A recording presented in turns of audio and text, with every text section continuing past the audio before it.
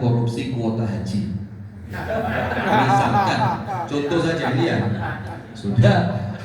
Tapi kemudian dari putusan sidang, saya ceramah seperti ini di Kediri, dindek sama orang. Wah Pak, ini ceramah agama ini Pak, jangan ngomong politik loh. Baperan saya kira. Sudah. Kemudian setelah putusan ketok palunya hakim, ada angka yang harus dia jalani di penjara. Misalkan katakan 40 tahun, karena kuota haji ini ribuan orang. Kena berapa? 40 tahun. Masih enak Pak. Enak hitungannya 40 tahun. Itu panjenengan disukani kalender seison nyoreti tanggalan. Sret. Dan ada endingnya. Gini apa gini? Kalau panjenengan panjang umur setelah 40 tahun, kemungkinan bakal keluar. Apalagi remisinya untuk koruptor itu luar biasa. Wis kamare enak, remisi ini akeh. Nah maka nyoreti itu masih ada karena waktunya ada batasnya. Tapi panjenengan bandingkan ketika Allah mengatakan tentang akhirat, khalidina fiha abada. Yang namanya abada itu wis gak ono enteke, gak ono batese, tapi saklawase. Dunia yang ukurannya cuma 60 sampai 70 tahun, itu pun sekarang sehari gak kroso blas, seminggu Jumat ketemu Jumat itu panjenengan krosonya ini Jumatan mana? Jangankan Jumatan, Ramadan ya apa? Loh, wis poso rasa ulan ini, iya enggak? Dibandingkan 60-70 tahun ini, perbandingannya dengan akhirat yang selamanya. Itulah kenapa ketika ada orang bangkit di hadapan Allah, Allah tanya, kam labithtum fil ardi adada sinin, berapa lama tinggal di dunia? Apa jawabannya? Qalu labithna yawman aw ba'da yawm, cuma sehari ya Allah. Oleh dia direvisi sendiri, boten, tidak sampai sehari, setengah hari ya Allah, atau mungkin 15 menit. Bahasanya seperti itu. Kenapa dia mengatakan dunia itu cuma sehari, padahal 60 tahun, 70 tahun, ada yang sampai 90 tahun. Bahkan kemarin ada orang itu masuk media usianya 103 tahun. Tapi ketika ditanya oleh Allah sehari atau setengah hari, karena perbandingannya akhirat yang selamanya. Nah maka dunia ini jamaah senengi cepet, susah yo cepet. Panjenengan kalau lagi seneng jangan jumawa, cepet ilangi.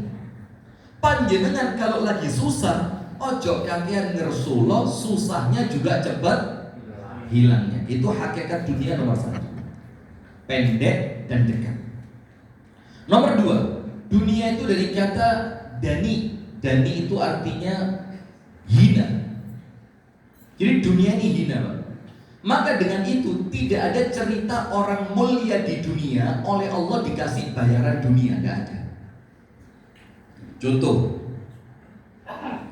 ketika Nabi Muhammad menceritakan regonin dunia di sisi Allah, nilainya dunia di sisi Allah, Nabi Muhammad bersabda seperti apa? Lau kanatid dunya ta'dilu 'indallahi janaha ba'udatin ma saqa minha kafiran syarbata ma'in. Kalau dunia ini di sisi Allah enek regane dan harganya itu ternyata cuma separuh sayap laler. Panjenengan bayangkan Pak, kalaupun harganya dunia ini ada harganya, dan harga itu cuma sebanding dengan separuh sayap lalat, apa yang terjadi? Orang kafir tidak diberi minum walaupun seteguk air. Bismillah. Tapi panjenengan lihat, nun sewu nggih, orang kafir di dunia bukan cuma minum seteguk air, pesta pora, hura-hura, party, pamer kekayaan, lari sana jalan sini, rekreasi, makan malam. Itu menunjukkan dunia ini tidak ada nilainya. Maka oleh Allah didum kepada orang-orang yang Allah anggap alas pengen ngerada regane kok. Sementara untuk orang yang Allah cintai seperti panjenengan ini, bayarannya ya tidak mungkin sesuatu yang tidak ada artinya. Contoh, saya sayang banget sama orang tua saya. Amin ya rabbal alamin. Mana mungkin ketika orang tua yang begitu saya sayangi, saya kasih sesuatu milik saya yang tidak berharga? Gak mungkin. Ketika saya menyayangi orang tua saya, yang saya berikan untuknya sebagai apresiasi saya kepada orang tua, sing tak kene mesti sing regone paling larang. Bahkan saya rela mati untuk siapa? Orang tua saya. Dan sakwali orang tua pun begitu, gitu apa nggih? Kalau melihat anak bayinya sakit, ibu ngerasa apa bu? Karuan aku sing loro timbang anakku. Kenapa? Karena dia mencintai, maka tidak mungkin orang yang dicintai diberi sesuatu yang tidak ada harganya. Kan begitu. Nah, sementara dunia ini jamaah, dari kata dunia itu dani itu apa? Hina. Tidak ada nilainya. Suatu hari Nabi Muhammad jalan ke pasar, ketemu kambing cacat mati wis metu setting. Bayangin, kambing ketika hidup, kambing ini apa? Cacat. Ternyata dia pun sudah mati dan sudah membusuk. Terus Rasulullah tanya, ada tidak yang mau beli kambing ini 1 dinar? 1 dinar itu rego kambing urip, Pak. 1 dinar itu sekarang berapa? 4,25 gram. Berarti kalau emas sekarang, emas kan mendekati 3 juta sekarang ya. Berarti kalau dikalikan 4/4 berapa? 2,5 kali 4 juta gitu aja wis. 10-an juta itu wedhus gede bisa. Kata para sahabat, ya Rasulullah, kalaupun kambing ini hidup cacat, kami tidak mau. Lah apa maneh kambing ini sudah mati dan membusuk, kami manfaatkan apanya? Kulitnya pun nggak bisa dipakai, membusuk sudah, rusak. Terus Rasulullah bilang apa? Ya sudah, kalau tidak beli, siapa yang mau bawa pulang kambing mati ini gratis? Kata para sahabat, ya Rasul, dikasih hidup pun kami tidak mau, nolak. Lah apa maneh wis mati. Napa dawuhe Kanjeng Nabi setelah itu? Kalian tahu, dunia lebih hina dibanding kambing yang telah mati ini. Lah terus lucunya orang beriman oleh Allah diiming-iming surga, lah kok rebutan dunia. Yang dunia itu untuk kita, mesti diberitahu ilmunya. Ilmunya apa? Dunia ini hina. Ini ada cerita Nabi Isa. Nah, cerita mana? Karena saya ini sedang cerita. Jadi kelebihan apa? Keuntungan ustadz zaman sekarang ini, Pak. Keuntungannya apa? Ngadepi jamaah sing gak seneng moco. Senengannya diceritani. Nah, itu kan masyarakat kita ini kan begitu ya. Gak seneng moco tapi seneng di cerita nih. Jadi ustadz cerita itu paling dengan prosokan, oh hebat nih. Nggak hebat padahal dia cuma menang ngocot toh. Coba panjenengan juga suka baca, yo imbang sudah. Mek menangi kini disebut ustadz, yo roto pinter ngomong, panjenengan mungkin belum dapat kesempatan. Cuma itu toh. Nah tapi alhamdulillahnya kita ini punya masyarakat kemampuan membacanya itu sangat rendah. Alhamdulillah. Istiqomah kan Pak, bagus Pak. Sudah kita lanjutkan. Nabi Isa itu dalam riwayatnya ketemu perempuan tua, jelek, hitam, perot, bungkuk. Perempuan tua, jelek, hitam, perot, bungkuk. Tapi perempuan ini pakai pakaian indah, perhiasannya indah. Wes, gaya kudung, enek pernik-perniknya, bajunya sutra, warnanya menarik, aroma wanginya semerbak luar biasa. Nabi Isa tanya sama perempuan tua, ibu, tuwe. Untuk apa dandan secantik ini? Dalam keadaan manusia melihat panjenengan itu tua, jelek, perot, bungkuk, hitam. Apa kata perempuan tua itu? Ya untuk narik mangsa, untuk narik calon suami. Nabi Isa kaget, ditanya, ada yang mau sama kamu? Kata perempuan tua itu apa? Loh, panjenengan panjenengan tidak tahu, wakeh. Banyak yang kepencut sama saya ini, yang kepencut wakeh. Nabi Isa tanya, terus, ya saya nikahi. Apa nasib mereka yang menikahimu, kata Nabi Isa? Mati kabeh. Apa nasibnya? Panjenengan mau tak ceritani sejarah 4 surban, no? Itu ceramah cerita. Nggak usah nanti ibu-ibu puring. Nanti aja kalau ibu-ibu sudah pulang, panjenengan kembali tak ceritani kisah 4 surban. Nah sudah, Nabi Isa tanya, banyak yang mau sama kamu? Banyak. Apa nasibnya mereka? Mati. Mati semua, tak makan. Dalam tanda kutip, tak makan itu artinya aku membinasakan mereka. Setelah Nabi Isa setelah perempuan itu pergi, Nabi Isa diberitahu sosok seorang malaikat turun. Kata malaikat apa? Nabi Isa, tahukah kamu siapa perempuan itu? Perempuan itu adalah ibarat dunia, welek, hina, tidak ada nilainya, tapi di mata kita dia adalah perhiasan. Nah maka diingatkan kita ini dengan nama dunia tadi. Ojo rebutan, lek entuk dumen. Ojo eker-ekeran karena dunia. Karena apa yang sedang kamu perebutkan itu sesuatu yang tidak ada nilainya sedikit pun. Kemudian yang terakhir, yang ketiga, apa hakikat dunia itu? Dikatakan dari kata dunia itu artinya apa? Nomor 1 tadi singkat dan dekat. Nomor 2 hina. Nomor 3 rendah.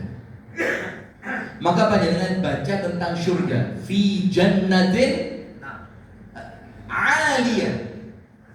Surga yang begitu tinggi. Sampai kemudian dipannya surga diceritakan, dipannya itu naik ke atas. Sampai surga itu diibaratkan oleh Allah, itu tingkatannya semakin tinggi, dan yang paling tinggi namanya surga Firdaus. Sampai kemudian diibaratkan penghuni surga itu ketika melihat penghuni neraka itu dingkluk begini, menunjukkan surga di atas, neraka di bawah. Nah, dunia ini oleh Allah diberi nama dunia dari kata rendah.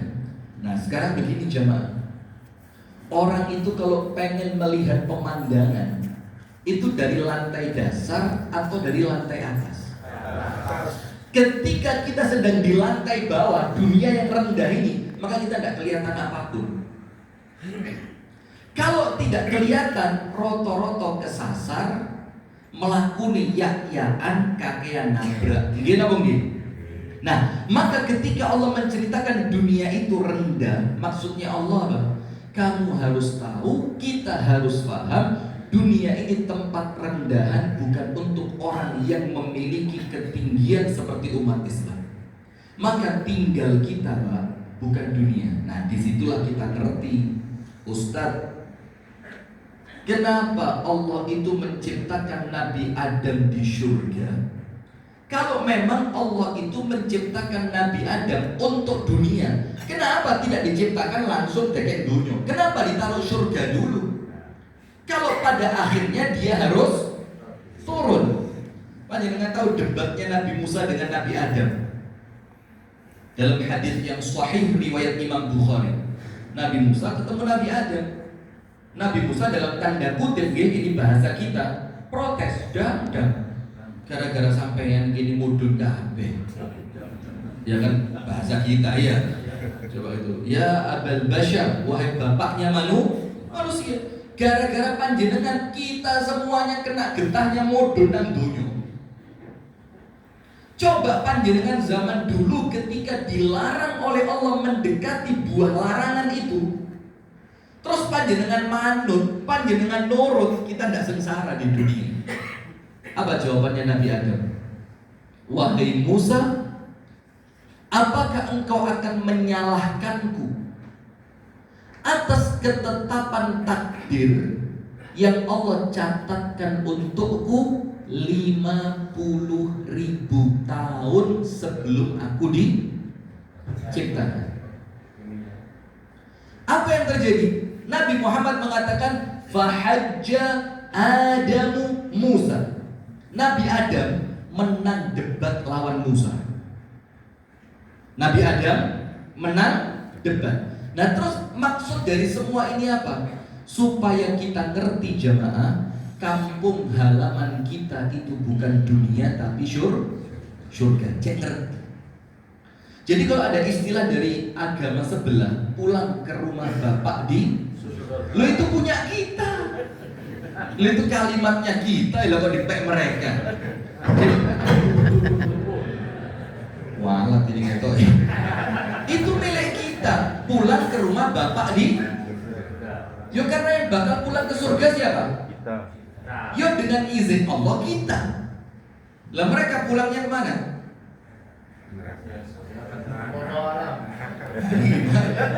Ini mas sekarang RUU baru atau medeni dia. Nah kalau ngomong secara akidah kita umat Islam, tidak ada yang pulang ke surga kecuali umat Islam. Itu keyakinan kita. Nah maka dengan itu sekarang kita mulai ayo memahami kematian. Setelah kita ngerti dunia ini, ayo sekarang kita ngomong mati. Walaupun harus ngerti ilmu nih Pak, ya tetap harus ngeri-ngeri gimana. Kalau bahasanya politikus Demokrat zaman dulu ngeri-ngeri sedang. Siapa namanya itu? Yang meninggal, yang sudah meninggal. Semoga Allah merahmati, amin. Begini jamaah. Iya Demokrat yang dari Demokrat. Yang pertama tentang alam barzakh. Alam barzakh itu ghaib atau nyata atau bukan nyata. Kalau ghaib itu bisa jadi nyata cuma kakek atau ghaib atau bisa dipandang dengan kasat mata. Yang jelas apa? Ghaib. Apa buktinya kalau alam barzakh itu ghaib? Tidak ada yang pernah mendengar azab kubur. Panjenengan nate mireng tiang teng kuburan jerit-jerit, "Woi, woi, malaikat alon-alon blorok bokong kuwi. Iki seket dipendem lalu diduduki." Pernah dengar? Tidak pernah. Dalam keadaan kita yakin di dalam hadis-hadis yang sahih ada yang namanya azab kubur. Contoh, Rasulullah lewat 2 kuburan. Terus Rasulullah ngetok pelepah kurma menjadi 2. Ditancapkan ke kuburan yang satu, ditancapkan ke kuburan yang kedua. Kemudian Nabi Muhammad mengatakan, innahuma la yu'adzabani wa ma yu'adzabani fi kabirin. 2 penghuni kubur ini oleh Allah sedang diadab. Dan mereka diadab bukan karena sesuatu yang dianggap besar. Artinya diadab karena sesuatu yang oleh manusia dianggap remeh. Nomor 1, lek pipis nyiprat gak resik.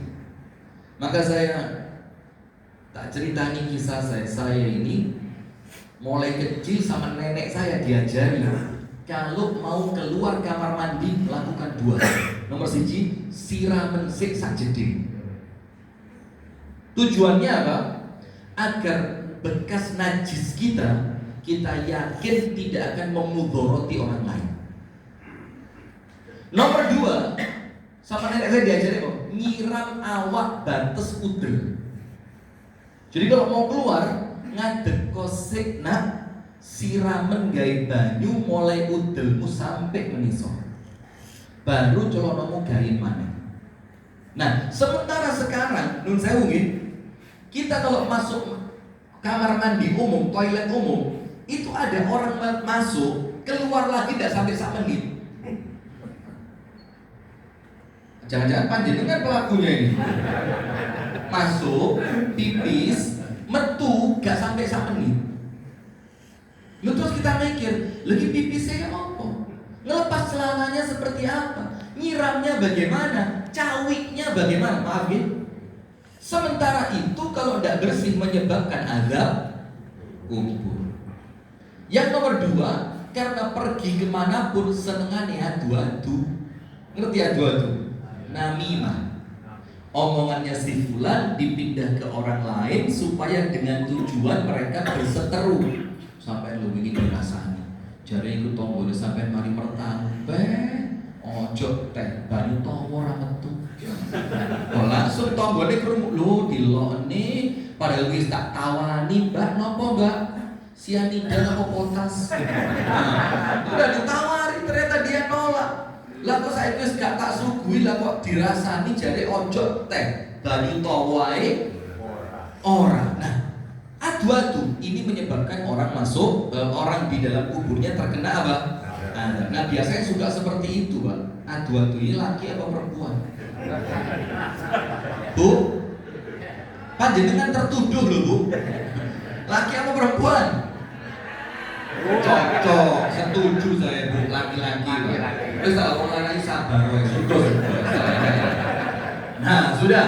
Kita lanjutkan. Tapi kita yakini di alam kubur itu ada yang namanya azab kubur. Contoh yang lain, kalau alam kubur itu gaib. Begini, ada orang masuk ke kuburannya, kata Nabi Muhammad apa?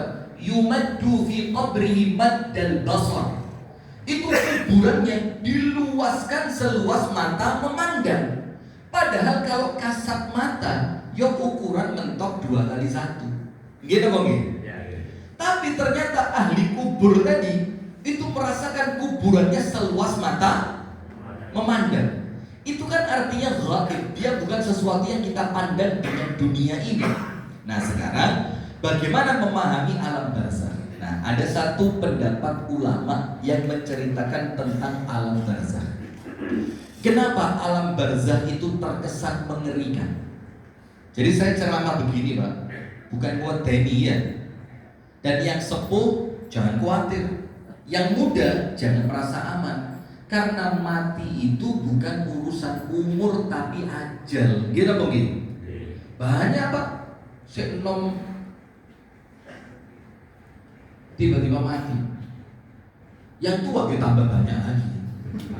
Jadi artinya wes pokok urusan ini urusan ajal saja. Tidak usah, wah aku tua, aku senom. Tidak ada urusan dengan semua itu, gitu. Nah sudah, bagaimana caranya memahami alam barzakh?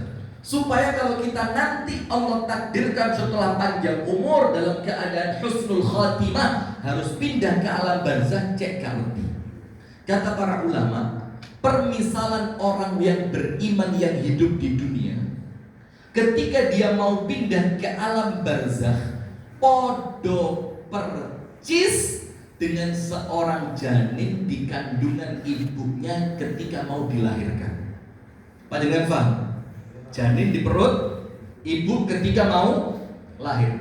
Ketika bayi itu lahir ibu-ibu, pertama yang dilakukannya nangis. Kenapa? Kaget. Waduh, pindah. Kenapa dia kaget kemudian dia menangis? Karena dia tidak tahu tentang dunia, yang dia tahu hanya alam rahim.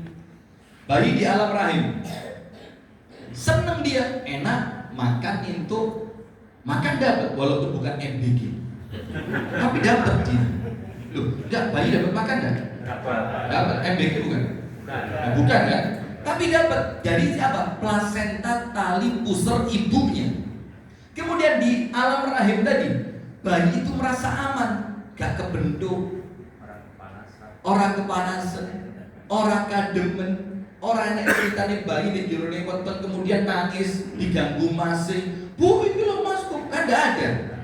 Dia menjadi raja di sini, satu-satunya yang diasuh di dalam rahim ibundanya, nyaman, tenang, aman, dapat makanan, jauh dari mudorot, gak kepanasan, gak kademen. Sementara bayi itu belum tahu dunia, sehingga di pikirannya bayi urip penak itu ya di alam rahim, sehingga dia mikir aku mau metu.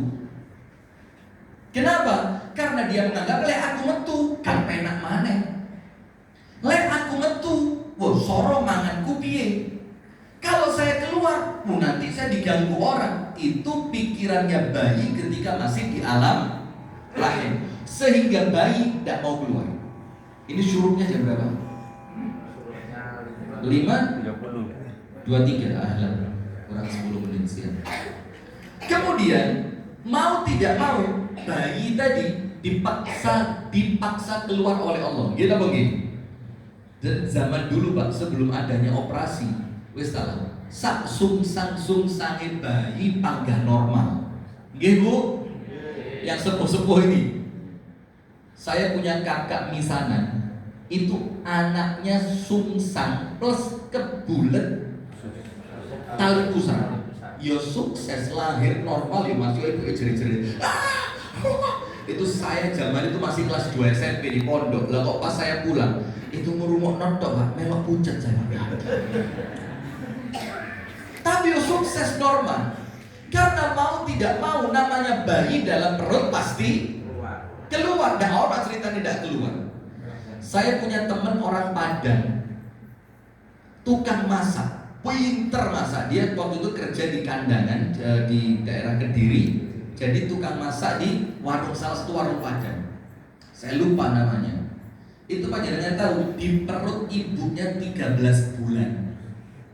Tidak ada cerita kelelekan ketuban. Tidak ada juga cerita ketuban kering zaman itu. Subhanallah. Nah, sudah apa yang terjadi? Pada akhirnya bayi itu mau tidak mau dipaksa keluar oleh Allah dengan sunnatullahnya. Sama seperti kita, mau tidak mau, siap tidak siap, ngerti tidak ngerti, pasti kullu nafsin dha'iqatul maut. Nah, sudah keluarlah bayi itu, keluar. Nangis dia, kaget. Kalau ngomong sukarela, tidak mau dia keluar, tapi dia keluar sukarela ataupun terpaksa. Setelah dia keluar jamaah, baru ngerti, luar. Tiba keluar dari tempat yang sempit menuju tempat yang luas. Lego. Yang dia khawatirkan di dunia bakal tidak dapat makan, panjenengan pahami jamaah. Dari yang awalnya satu tali pusar, nun sewu nggih, Allah ganti dengan 2 susu ibunya, kanan dan kiri. Lu itu loro saiki. Yang awalnya dia takut tidak ada yang menimang dia, ketika keluar dari alam rahim, ternyata apa?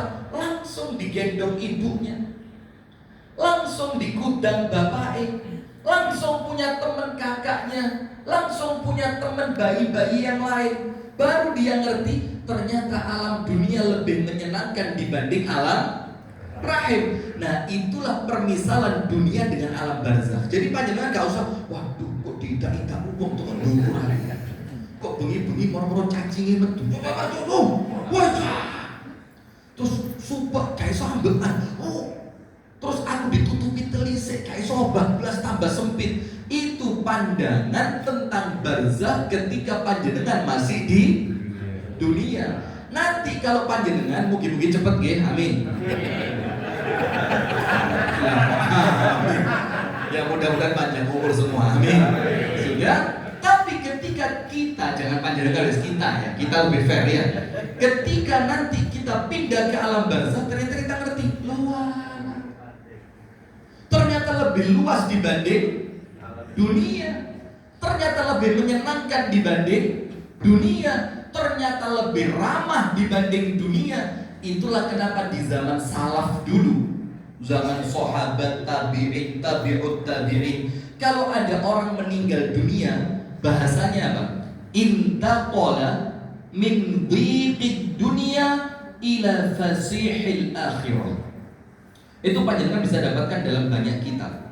Apa kata para salaf ketika melihat temannya itu meninggal dunia? Mereka mengatakan dia berpindah dari sempitnya dunia menuju luasnya akhirat.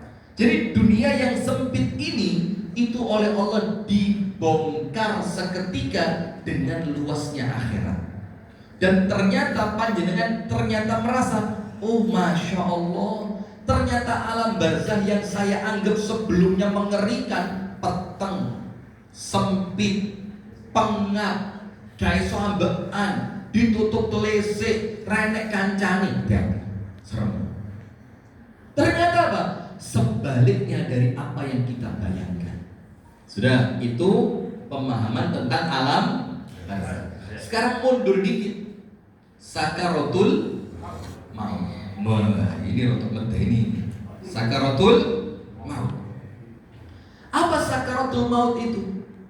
Sakaratul maut itu keadaan perpindahan ruh, bukan mati. Perpindahan ruh dari jasad dipindahkan oleh Allah ke alam arwah untuk transit menuju akhirat datangnya hari kiamat. Perpindahan dong. Jadi ruh ini jamaah, ruh sekali Allah ciptakan dia tidak akan mati selamanya. Cuma pindah tempat. Yang pertama alam arwah, pindah ke alam rahim dulu, pindah lagi ke alam dunia, pindah ke alam barzakh, baru masuk ke alam akhirat yang selama-lamanya. Tidak ada mati. Nah, tapi kemudian perpindahan dari dunia menuju alam barzakh itu dinamakan sakaratul maut. Yang sekelas Kanjeng Nabi itu oleh Siti Fatimah itu keningnya sampai diandungi. Karena apa? Keluar keringat.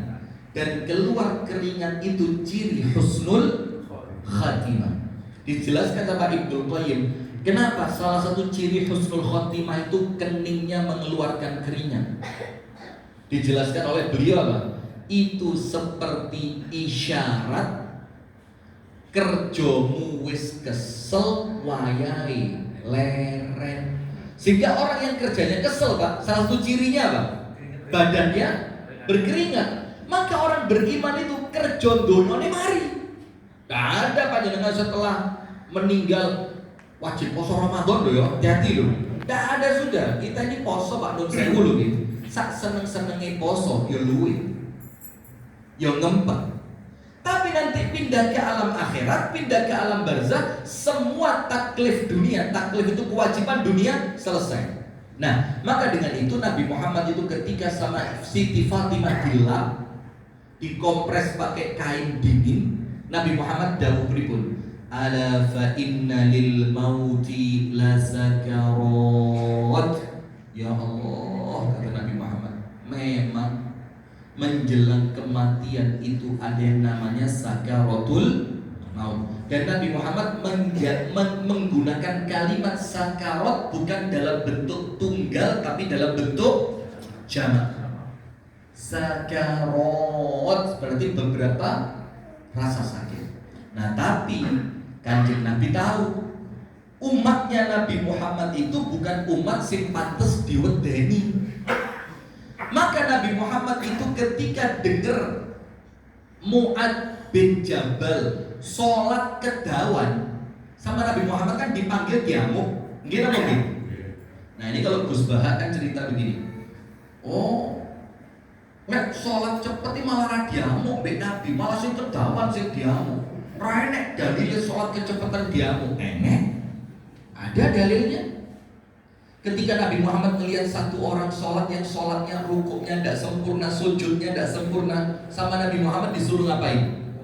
Disuruh baleni, itu ada dalilnya. Berarti yo sing pantes lah, kecepatan yojo, kedawan yo, ojo sing pas. Tapi kalau panjenengan sholat sendiri, monggo ker soal bakoro khatam gitu betul nopo. Tapi lah kita ini kuali alek dewean kulhu. Kalau bareng orang baru Bakoro, Waqi'ah, As-Sajdah, As-Sof, Masya Allah. Ini show force, ini ngerti show force. Cek itu oleh apalan kuake. Nah yuk, enggak mesti. Karena niat itu urusan antara kita dengan siapa? Allah. Sudah, saya lanjutkan. Tapi ketika Mu'ad itu sholatnya kedawan, dipanggil sama Nabi. Ada laki-laki tua laporan, Kanjeng Nabi, iki Mu'ad yamu kan ini. Lu gak ngerti ya penumpangnya sepuh-sepuh, sholat di polin dowo. Niki kula niki wau batal gara-gara Mu'ad niku salate datang Mu'ad setelah dipanggil. Apa kata Nabi Muhammad?